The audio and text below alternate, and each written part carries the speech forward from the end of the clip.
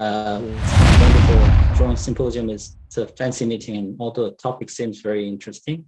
My talk today is about MIGS. I think we're living in the world of MIGS, the minimally invasive glaucoma surgery, but to be more precise, it is more like a world of mixture of traditional glaucoma surgeries and new glaucoma devices. Now we are seeing the competition between electric vehicles and gas vehicles. We know the proportion of the electric vehicles will definitely grow in the future, but for someone, it is hard to make a decision because still gas vehicles are easier and faster to fuel, and the initial cost is lower than electric vehicles. And that's the reason why people are considering to buy a hybrid vehicle as a side menu.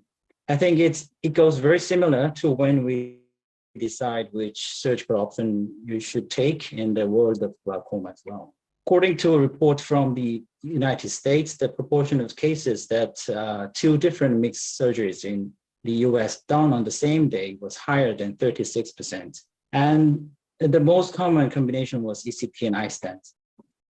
And moreover, when it comes to sequential surgery, more than 63% of the patients who have received glaucoma surgery underwent multiple procedures on subsequent days within 6 years, but still only 4.4% underwent a mixed procedure after travel or glaucoma drainage device placement.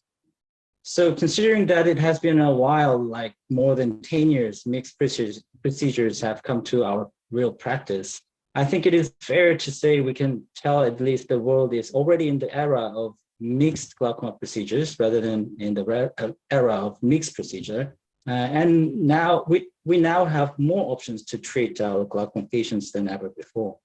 But the problem is we also feel that there is a quite huge discrepancy between what the paper says and what we get from our real practice. To tackle this issue, we have to make clear what MIGS really is. So what is MIGS? If you look at this diagram, the American Glaucoma Society seems to think MIGS is a glaucoma procedure that does not disrupt the normal conjunctival structure. We can see this from how they have classified the black forming implants such as ab internozan as a MIGS procedure, whereas ab externozan or PreserFlow as a traditional glaucoma filtering surgery. I think it is fairly reasonable thinking when you have to care more about the tissue damage and the feasibility to provide a second or additional procedure on the same surgical area. On the other hand, Europeans seem to have a very conservative view on the term minimally invasive, since the recent EJS guideline indicates that only the ab internal non-black forming procedures can be defined as MIGS, such as iStent, ECP, or Kahoot blade. And so why is MIGS? In my view, the biggest significance of MIGS in this era is to consider this fundamental question. Can you go back to the time point before you make the decision, like in the movie Avengers Endgame?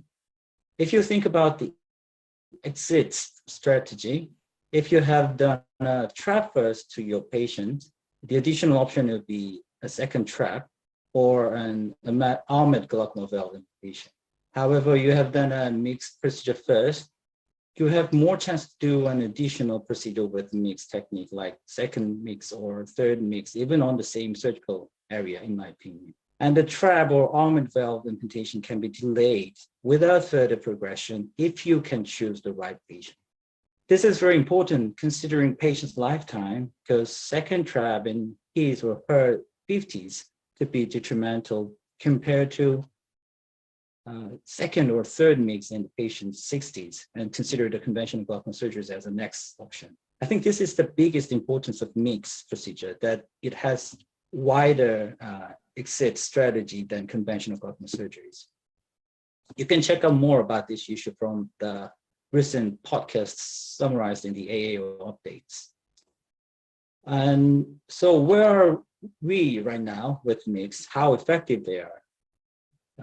In South Korea, we have only one MIGS which can be classified as non-black forming MIGS, the iStent. iStent is a trabecular bypass device, so it is supposed to be implanted in primary open-angle glaucoma, which is medically uncontrollable. However, in theory, steroid-induced glaucoma or uveitic glaucoma cases that have blocked the trabecular mesh outflow could be suitable for the iStent procedure to some patients. The effect is very clear. You can expect mild to moderate degree of eye lowering effect with smaller need for glaucoma medication after the surgery. If you see this meta-analysis paper, you can find the phaco iStent procedure is slightly more effective than the phaco alone procedure by lowering IP of 5 mmHg after 6 months in average. Apart from the pressure level, the phaco iStent procedure can decrease the number of eye drops by approximately 0.5 eye drops in average. According to my data as well, a similar result was shown. IP was lowered by 3 mmHg with 1 eye drop discontinued in average 6 months after phaco iStent.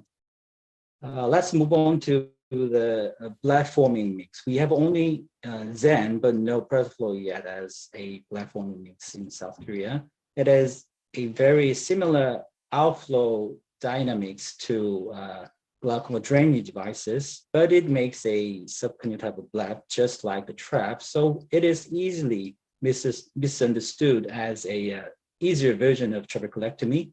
However, it is very dangerous if you see Zen in that way. It forms a bleb, but through very thin tube, whereas the trap bleb is maintained by multiple incisional outflow pathways from the sclera. So the Zen bleb is very vulnerable to the factor that can occlude the stent lumen from the inside or bleb changes from the outside, such as bleb fibrosis. And this difference, which you might not get it before you have it, could makes you very embarrassing and you can get disappointed by the result. But if you do the Zen properly, you can get very powerful IP lowering effect with very small need for eye drops. And also, the properly performed Zen can allow you the feasibility of doing second implantation in the same surgical area. This is one thing that I like to highlight today, which is one of the very important advantages in MIGS procedure compared to conventional glaucoma surgery procedures. Normally, standalone Zen gel stent implantation can lower the IP down to 9 mmHg on the first day, then can maintain the IP around mid-teen until 2 years. And additional glaucoma surgery was needed in almost 13% of the patients within the 2 years follow. This group, which has followed their patients for more than 4 years, reported that the IP has maintained around 14 mmHg until post-operative 4 years, and additional glaucoma surgery was needed in 24% of their subjects.